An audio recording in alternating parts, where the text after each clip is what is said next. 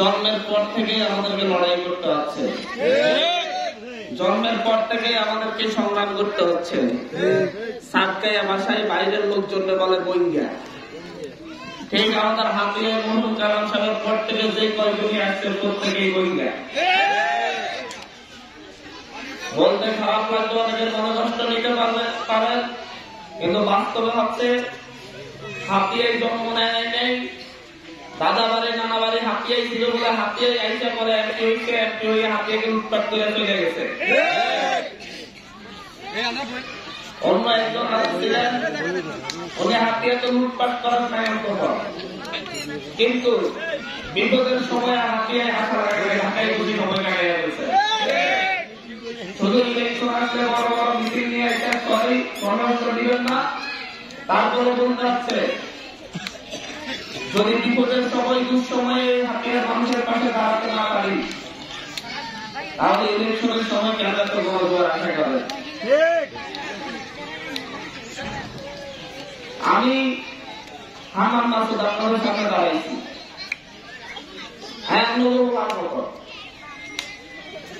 ভাই হাতিয়া, বাপের নাম মালিক হুজুর, তিনি মাদ্রাসা শিক্ষক, সেখান থেকে আল্লাহ আমার এখানে আইনে কথা বলতে দিচ্ছে, কথা বলতেছি। আর কথা বুঝছেন কি আপনারা? আর বাপ একজন শিক্ষক, হাতিয়াতে জন্ম নিচ্ছে, হাতিয়াতেই বড় হয়েছে, হাতিয়াতে শিক্ষকতা করছে, এখন হাতিয়াতেই আছে। তার সন্তান 7 জন, তার মধ্যে আমি 6 নাম্বার। আমরা হাতিয়াতে জন্ম নিচ্ছি, হাতিয়াতে বড় হয়েছি, হাতিয়াতে পড়াশোনা করছি, তারপর উচ্চ শিক্ষার জন্য ঢাকায় গেছি। আমরা এই প্রজন্ম, এই যে লোকগুলো আপনাদের ঘরে যেরকম হচ্ছে সাইড ওয়াল কিংবা হচ্ছে টিনের ঘর, আমার ঘরের অবস্থা হচ্ছে আমার বোন ভাই যারা আছে তাদের ঘরের অবস্থাও একই। আপনাদের প্রত্যেকের চাচা জ্যাঠা খুঁজতে গেলে তাদের মধ্যে দেখা যাবে একজন রিক্সাওয়ালা আছেন, একজন কৃষক আছেন, একজন শ্রমিক আছেন, আমারও তেমন আছে। আমার আপন চাচা 3বার নদী ভাঙ্গনের শিকার হয়েছে, আমার আপন খালা 2বার নদী ভাঙ্গনের শিকার হয়েছে।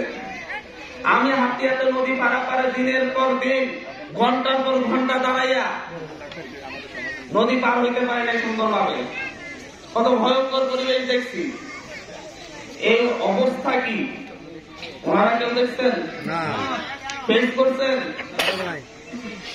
তাদের পিড়াপিড়ি, লড়াই, মারামারি, মানুষ দেখানো, খরচ, সবকিছু কিসের জন্য? নমিনেশন আনার জন্য। আর আমার লড়াইটা কিসের জন্য ছিল 4 বছরে? আমার লড়াইটা 4 বছরে কিসের জন্য ছিল? আমি লড়াই করতে গিয়ে মাথার রক্ত জ্বালাইছি শুধুমাত্র ভূমিহীনদের ভূমি বুঝাই দিতে গিয়ে।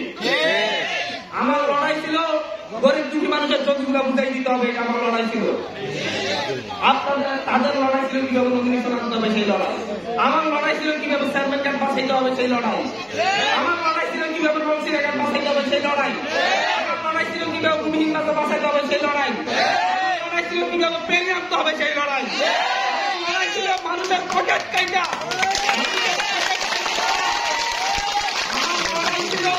মানুষের পকেট কাইটা যেভাবে ডলার মানে 250 টাকা নিত সেটাকে 150 টাকা করার লড়াই।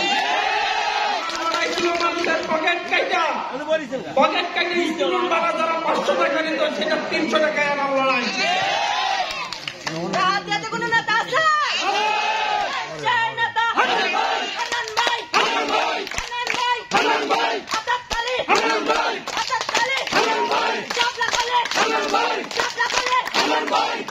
আমার লড়াই ছিল তার জিহাদ কিভাবে বাঁচাতে হবে সেই লড়াই। আমার লড়াই ছিল সেখানে হানাহানি মারামারি কিভাবে বন্ধ করতে হবে সেই লড়াই। আমার লড়াই ছিল হাতে বাজার মসজিদে কিভাবে উজুখানা করে দেওয়া যাবে সেই লড়াই ছিল। আমার লড়াই ছিল এখানে নুরানি মাদ্রাসায় কিভাবে বাজেট আনা যাবে সেই লড়াই। এগুলো আমি তো করছি, আমি তো আপনাদের মতো নমিনেশন নিয়ে খুঁজে খুঁজে মারামারি করিনি। সুতরাং পার্থক্যটা আপনারা বুঝবেন শুধুমাত্র এতটুকু।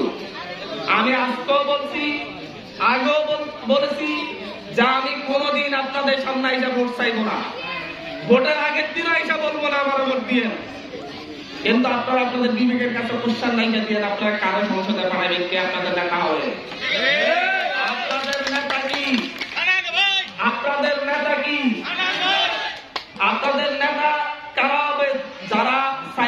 বিল্ডিং করে রাখছে তারা হবে? যারা হাতিয়াতে বছরের পর বছর আসে না তারা হবে? যারা হাতিয়ার মানুষকে শুধু এমপি হওয়ার সময় মনে থাকে আর আগে মনে থাকে না তারা হবে? আবেগ প্রতি করে রাজনীতি করতে আসছে অনেকে। আবেগের দিন শেষ। আসেন কারো কর্মী না হই, সঙ্গী হই। আমি বলবো আমার কোন কর্মীর দরকার নেই, আমার কোন কর্মী নেই, কোন নেতা নাই, আমার আপনারা আছেন। যে কেন্দ্র বাংলা ভোট দিতে পারবে, আমার আপনারা আছেন। আপনারা যদি সিদ্ধান্ত নেন, আপনারা যদি দাঁড়ান, দেখবেন আমি কথা দিচ্ছি হাতিয়াতে গত 1.5 বছরের যেইভাবে যতগুলো কাজ হয়েছে আপনাদের চলে দৃশ্যমান না।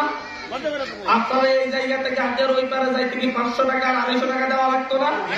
এখন কি আপনাদের প্রতি যাতায়াতে আপনাদের 200 টাকা আর 100 টাকা পয়সা যাচ্ছে না? আমার লড়াই হচ্ছে এইটা, আপনাদের পকেটের টাকা বাঁচানোর লড়াই। আমি এটা সংগ্রাম হিসেবে নিয়েছি, এটা আমার কাছে তপস্যা, এটা আমার কাছে হচ্ছে ইবাদত। আমি সেই হিসাবে নিয়েছি, আমি এই চেষ্টাগুলো করে যাচ্ছি। আজকে হাতিয়াতে আপনাদের নলস্বর টলস্বর সহ হাতিয়াতে 600টা পরিবারের হাতে 20,000 টাকা করে তুলে দিয়েছে সৌদি আরবের একটা সংস্থা, সৌদি আরবের একটা দাতব্য সংস্থা, যাদেরকে আমি এনে এখানে এটা করাইছি। 600টা পরিবারকে 20,000 টাকা করে 1,20,00,000 টাকা দিচ্ছে।